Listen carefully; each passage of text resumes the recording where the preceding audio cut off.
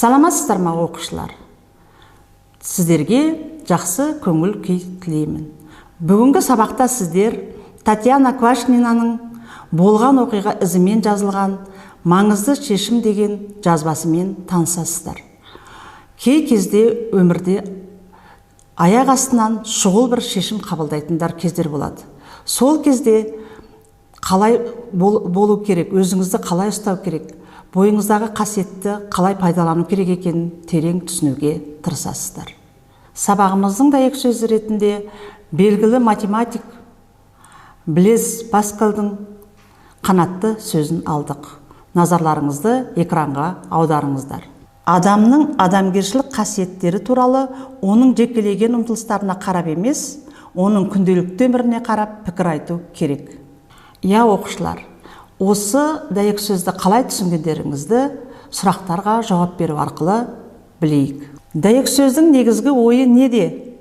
Автор күнделікті өміріне қарау дегенде нені меңзейді? Осы айтылған ойдың бүгінгі тақырыбымызға қандай байланысы бар? Оқушылар, жекелеген ұмтылыстар, қадамдар кейде адамдарға қателескен пікір тудырып жатады. Кейбір кезде асығыс ойланбай жасалатын істер кейін өкіндіріп жататын да кез болады. Сондықтан да істеген ісімізге өкінбес үшін әр ісімізге ойланып, дұрыс қадам жасауды білуіміз керек. Сабағымызды терең түсіну үшін Татьяна Квашнинаның маңызды шешім әңгімесін тыңдайық. Күту залының аяқ жағында қара киім киген бір қарт әйел жылынып отыр. Қасында түйіншегі жатыр. Онда тамақ жоқ. Олай болса, кемпір тәулік бойы оны да ашатын еді.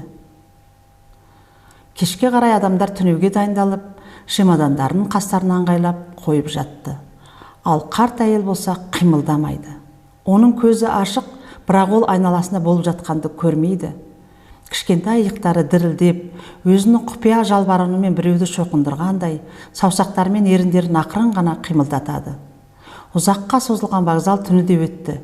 Таңертең ол бұрынғыша үнсіз және қатты қажыған күйінде отырды. Түске қарай оның қасына 2 және 3 жасар балалары бар келіншек келіп орналасты. Балалардың бірі оның қара пальтосының етегіне қолын тигізді. Кемпір басын көтеріп бұл әлемді бірінші рет көріп тұрғандай таң қалып қарады. Бұл оны өмірге қайта оралтты. Оның көздері күлімдеп жымиды, ал қолы баланың шашын асқан бір нәзіктікпен сипады. Балалы әйел өте жылдам шешім қабылдап, қарт әйелге де билет алып, оны енді менің анам болады деп, балаларын жетектеп, қарт әйелмен бірге пойызға отыруға бара жатты. Оларды бүкіл вокзал көздеріне жас алып шығарып салды. Әңгімемен таныстыңыздар, енді экранда берілген сұрақтарға жауап беріп көрейік. Сіздердің пікірлеріңізше балалы әйелдің нақты шешім қабылдауына оның қандай қасиеттері әсер етті? Жас келіншектің вокзалдағы әрекетін жалпы адамзаттық құндылықтар тұрғысынан қалай түсінесіздер? Сіздердің осындай жылдам шешім қабылдаған кездеріңіз болды ма? Ол қандай қажеттіліктен туған еді? Оқушылар, өмірде әр түрлі жағдайлар кездеседі. Осындай тосын шешім қабылдайтын кезде сіздердің мейірімге толған жүректеріңіз бен ақылға толы имандарыңыз сіздерді осындай жолдан алып шығады. Кішкентай нәрсеге үлкен жүрекпен қарап үйреніңіздер. Айналаңызға тек сүйіспеншілікпен қараңыздар. Сабағымыздың келесі бөлімі шығармашылық жұмыстар. Шығармашылық іс-әрекеттер сіздерді ізгілікке, игілікке толы істерді көрсетуге баулайды. Бірінші тапсырманың мақсаты өнегелі өмірдің қандай болу керегін ой елегінен өткізе отырып, өз тұжырымдарыңызды жасайсыздар. Алдарыңызға дұрыс мақсат қоя білудің жолдарын ойластырасыздар. Ол үшін төмендегі берілген сөздер мен сөз тіркестерін пайдаланып, өнегелі өмірдің формуласын жасаңыздар. Керекті сөздер мен сөз тіркестері: риясыз сүйіспеншілік, дұрыс мақсат, ішкі сенім, білімділік, тәжірибе, мейірімділік, қайырымдылық, тұқым қуалаушылық, экономикалық ахуал, ақылдасу, жақсы әдеттер, уақытты дұрыс пайдалану, еңбекқорлық, қиянат жасамау, жақсылық жасау, құмарлықтарға шек қою, кешірімділік, еңбекқорлық, сабырлық.